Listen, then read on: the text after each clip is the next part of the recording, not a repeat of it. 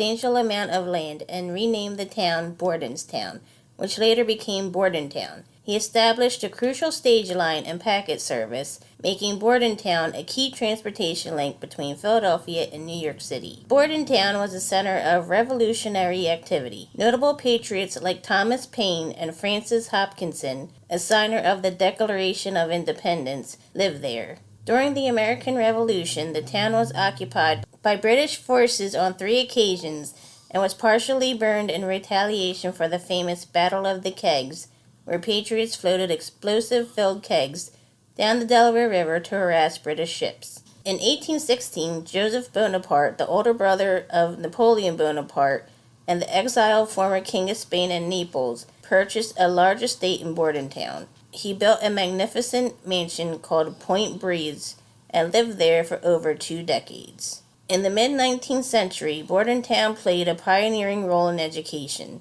Clara Barton, the future founder of the American Red Cross, established one of the nation's first free public schools in the town in 1851. In the late 19th and early 20th centuries, Bordentown was home to the Manual Training and Industrial School for Colored Youth, often referred to as the Tuskegee of the North. It was one of the most important secondary schools for African Americans in the northern United States. Today, Bordentown is a lively town with quaint shops and delicious restaurants. Welcome back to Haunted Escapes with Chris and Diane. Hello. Today we have an episode 2 of the new season. And this episode is about Bordentown, New Jersey. Bordentown, New Jersey.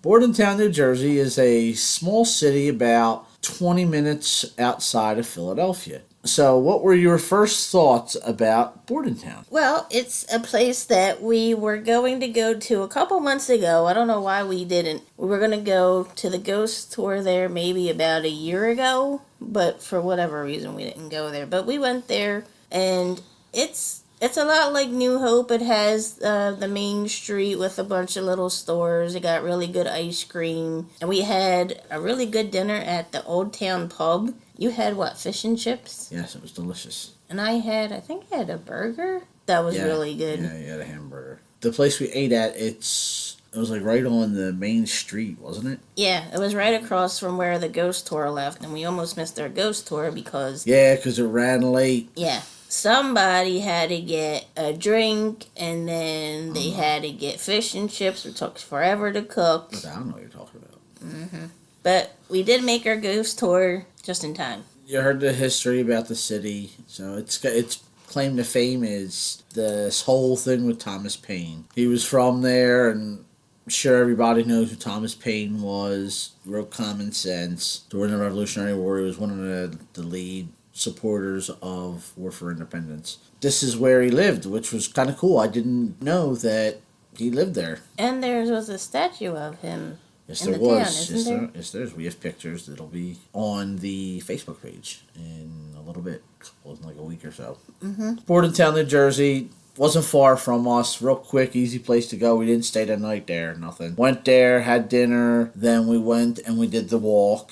And the walk, it was alright. It wasn't one of the better ones. It was alright. I mean, it just felt like there wasn't... These walks have to do with the people who are telling the stories. And the guy who was telling the stories on this occasional walk, like on this particular walk, he wasn't really into it that much. And it felt like wanted to talk about Thomas Paine, which I get it. Founding father, you want to talk about him, he's your claim to fame. But I mean, if I go to Philadelphia's Ghost Walk, I don't want to spend an hour learning about Benjamin Franklin. Yeah, but we went at the very beginning of the season, so he still had his notes with him. Yeah, he still had the notes. He had to check them for almost everything.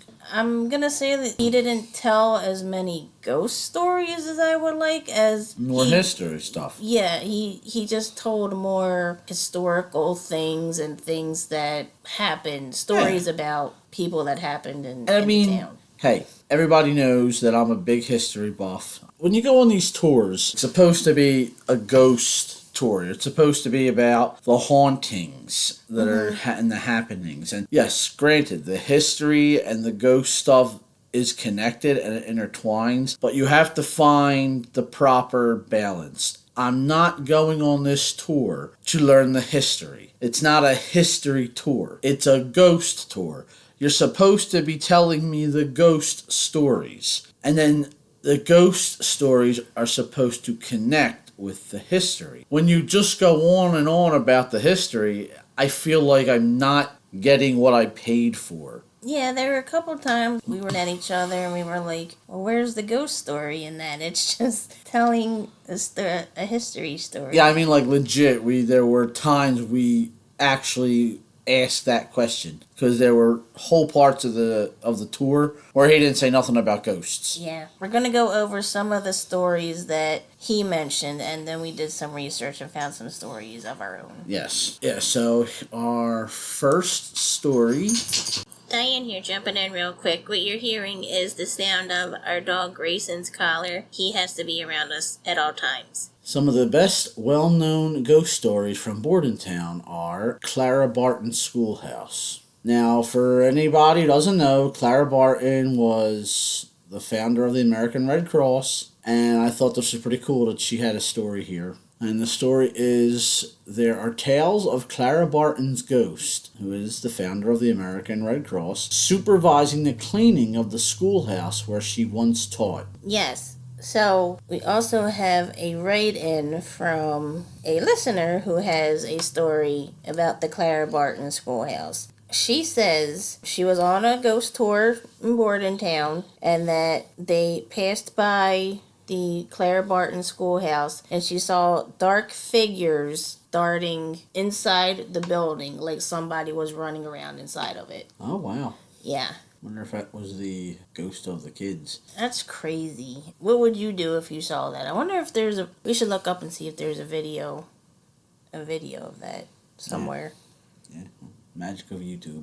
I don't know if I saw it. I mean, I've seen stuff in the past and, you get freaked out. So to think that you see that on a ghost tour, that would be pretty cool because then it's a first-hand experience you take back, which is something I still have not had happen to me on all the ghost tours. Maybe one day. It is cool that there was a story about Clara Barton's character who I don't think that you don't hear enough about considering what she did.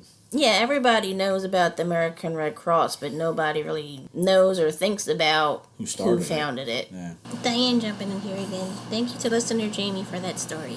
The next story is the Quaker Meeting House, where a crying woman is said to haunt a secret room at the Quaker Meeting House on Farnsworth Avenue. So the Quaker Meeting House, so I know that they were like a religious... Well, they are a religion. They're still a thing. Still Quakers out there. So a Quaker Meeting House, is that like a church? Kind of, yeah.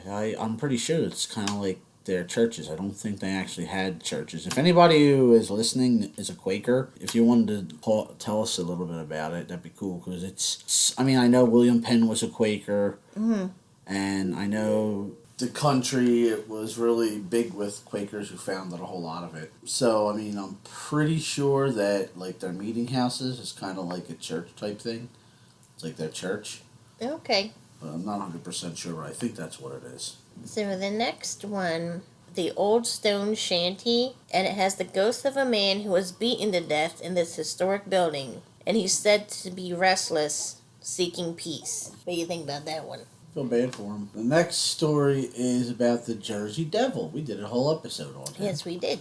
So the legendary Jersey Devil is not just a creature of the Pine Barren. The brother of Napoleon Bonaparte, Joseph Bonaparte, who lived in Bordentown after being exiled, reportedly claimed to have seen the creature on his estate. I think in our episode we actually talk about this. Yeah, I think we did cover it, yeah. Jersey Devil's a cool story. So, I don't know if anybody knows the year that the Jersey Devil is said to be born.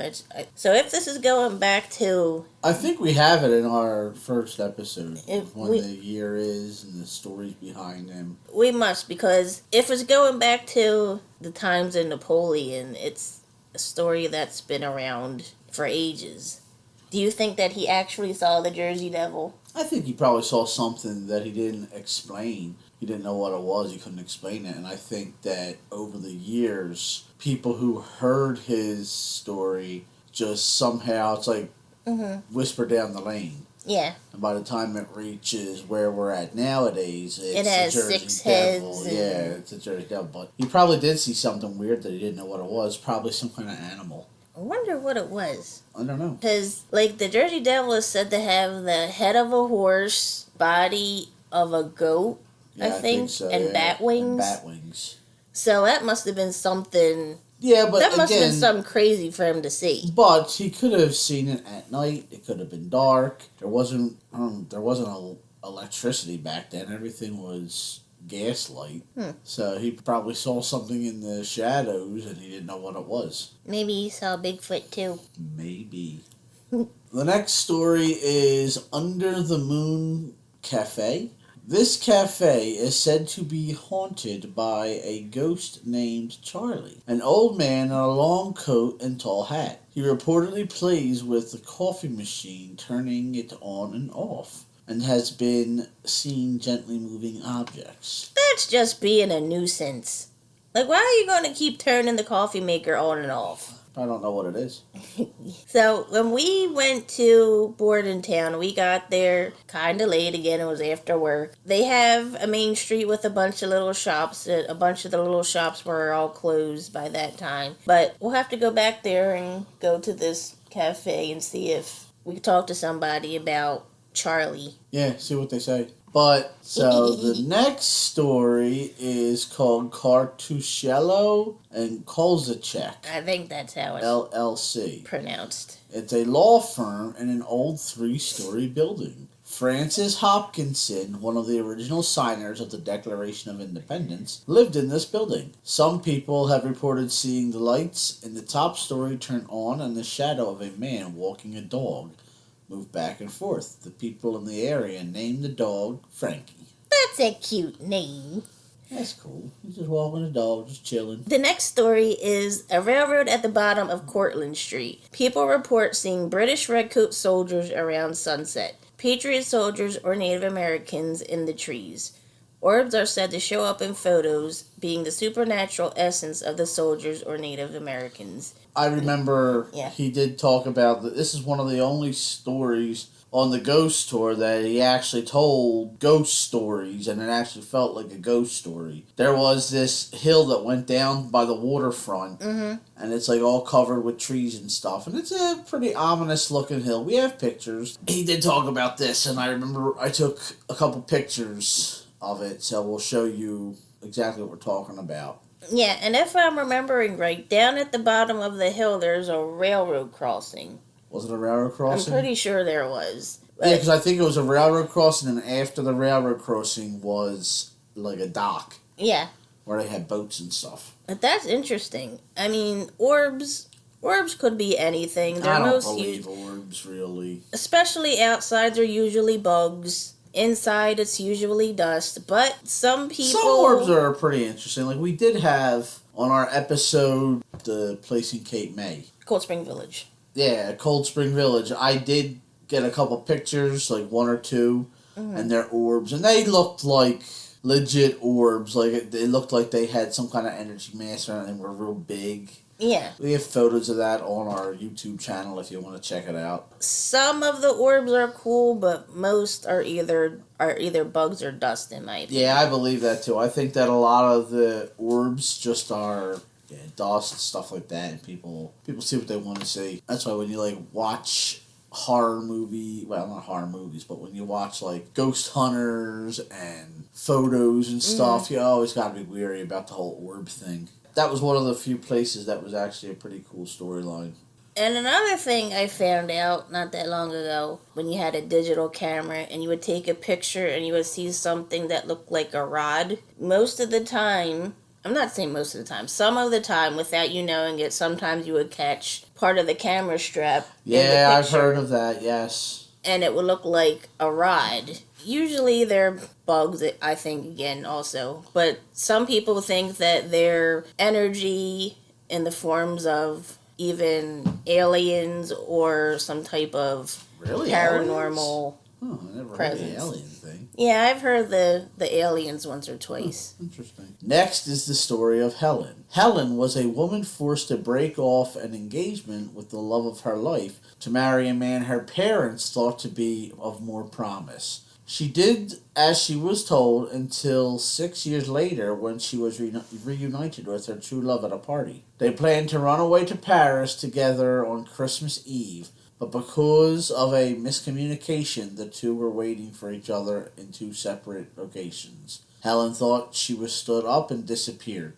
They would later find her body in the river. This story I remember pretty well too because there were two houses, remember? Uh-huh. And he talked about the one house is where the Helen lived, and the other house was where the guy she lived. It was like the nice side of town, like the end of the nice side of town, and the beginning of the not so nice side of town. Yeah, maybe. I mean, they still look nice to me, but it probably was something along that lines. Yeah. That would make sense why her father, who was probably an aristocrat of some kind, didn't want her going out with him because he was beneath their station. And back then, that was really all they cared about. Yeah, I guess it's because it's the way that they do arranged marriages where they think in their mind they're doing the best for their child and they're setting them up so they'll be, taken care of financially, but not always. See, I don't think that. I think the reason they do it is because they feel that if you're not on the same wealth level as them, you're beneath their family. Well, yeah, that's why they do it. But I don't think it's so much because they want the wife or the kid to be taken care of. I think it's just totally out of them being arrogant and stuck up and thinking that they're better than everybody else. Maybe some of them do. But I would like to think that they would. I think they see it as it's not me being stuck up, it's me making sure that my child has a good life financially. Yeah, but see, most of these families are already rich and wealthy, so the kids are already going to inherit all that money. That's why I think it's more so just, you're not worthy of my prestige, so I have to find somebody who is. Or it's some trying to climb the power ladder, where I'm only worth $25 million, but so-and-so over here is worth $50 million, so if I can marry them to my kid, well, now my family will inherit that money as well, which makes them richer. I'm sure some of them are like that. I think that's what most of them are. That's what, like in the medieval times and Renaissance and all that, that's what all arranged marriages were about. It was about trying to gain power and prestige.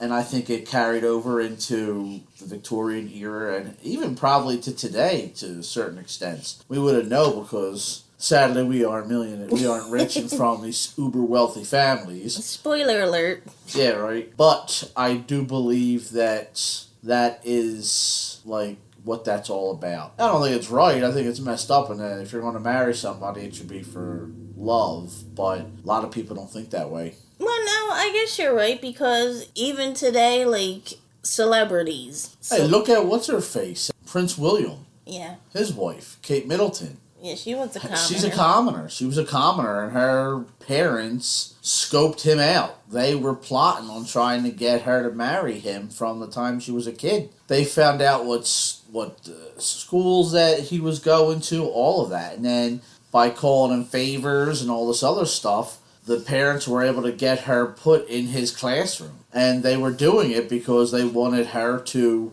meet him, and they wanted them to, like, become a thing, and now that's going to elevate their status from being a commoner and a poor person to now she's the Duchess of Essex or whatever it is, or Duchess of York. Her parents weren't like poor. They were rich. Yeah, but they weren't noble. No, but... And the next step after having money is trying to get the power that goes with it. I love Princess Kate, though. I'm not saying anything wrong about Princess Kate. I think that they really love each other. They've been together for a very long time. I'm not saying that they don't love each other. I'm sure they do. What I'm saying is that when it started, it wasn't going to be determined she was going to love him. Well, no, they started let's look at this, okay? Kate Middleton is easily like a 10, okay? And Prince William is like a 2.1. I think Prince William's handsome. Really? Yeah. He's got his beard going on now. Maybe now, but at the time it wasn't. Harry was always the good-looking one. Oh, everybody just liked Harry because he was the quote bad boy. And he just did whatever he wanted to do. He was all into the drugs and the partying and all that stuff. Diane jumping in here again. I just wish that some nice girl would come and rescue Prince Harry from that horrible Meghan Markle. That's all. I still don't think that... Alright, say Prince William is... Okay, we'll be generous. We'll say he's like a 6. Alright?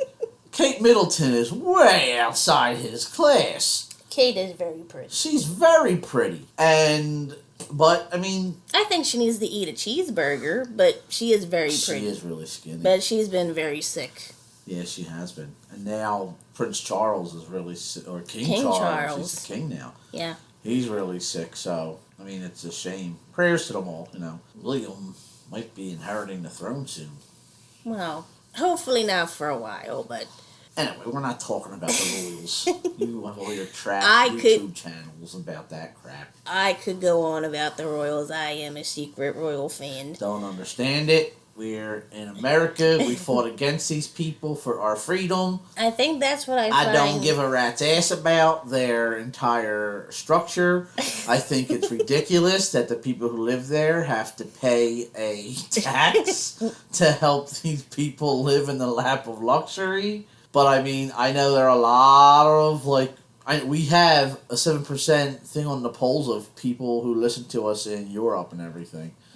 So, I'm not trying to turn anyone against us. I mean, hey. But I just guess because the way you're brought up over here and the way America, I mean, our claim to fame is we rebelled against England. Well, because we didn't want the king. So I don't understand why so many people nowadays are so obsessed with the royal family and the royals who live over here. Well, I mean, we don't have anything like that over here. Yes, because we didn't want it. Yeah, but it's interesting to find out different cultures, different things. Yeah, you can find out that. I'm not saying don't look into the culture of it. I find it interesting. I love all about medieval England and all that, and the War of the Roses and all that.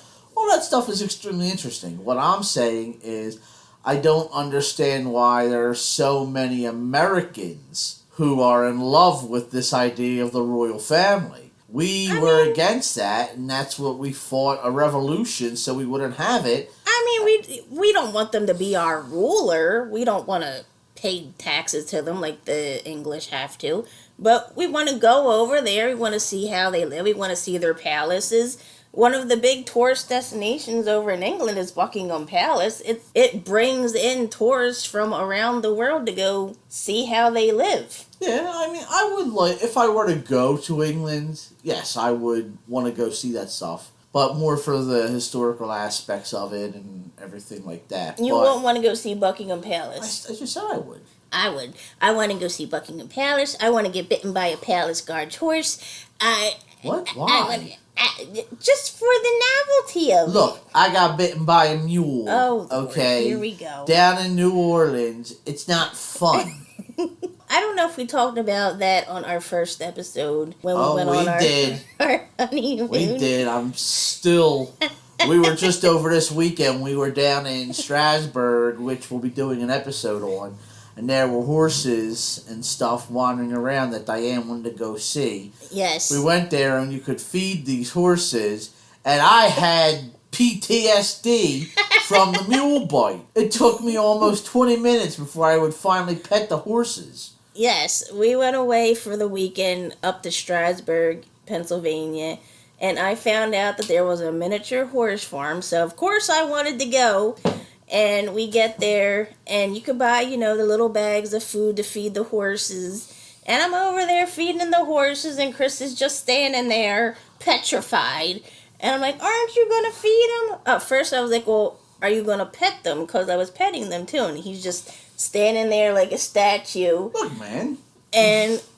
they weren't gonna bite you. Well, let's just say, as you're there, right now, all along this place as we're going around looking at these animals, they have signs that say, feed the horses at your own risk because they can bite. Just the way you do with any any animal, you're supposed to put out your palm nice and flat so you don't get bit. You're not going to put your finger in their face. I did that in New Orleans. Okay. And the thing took the carrot, then it bit me on the arm. Okay, everybody. If you haven't listened to our first, it was either our first or second episode about when we were in New Orleans. We went on a carriage ride. We got off the carriage and the driver had carrots and was going to feed the mule. And he's like, here, you can feed him a carrot. And the way Chris was holding the carrot. Oh, don't even try that. It was like under his arm or like inside the crook of his arm. That's a lie. And he gave the mule the carrot. And he was holding his arm at a certain way that I guess the mule thought he still had one. And the mule reached out and tried to get it. That was all. He didn't have a vendetta against you. First off, I was holding the carrot the way I was showed. Oh, you were? Yes, I was. And the mule took the carrot, and it was all cute. I was like, oh, cool. Gave him the carrot. I pet him. Then I turned around to talk to Diane about something or to look at something. And next thing you know, this bloodthirsty animal bit me and tried to take a chunk out of my arm. Now, he didn't bite an artery and he wasn't bleeding out, in the street. Yeah, I'm lucky. He just nibbled. It was just a tiny little nibble. It didn't even break the skin. But ever since then, he's been petrified and has PTSD from this whole experience. Yeah, anybody who's listening, go get bitten by a mule and tell me how you're going to feel about dealing with animals that are bigger, stronger, and have signs around saying that they bite. Yes, the mule had it in for you. I know he did.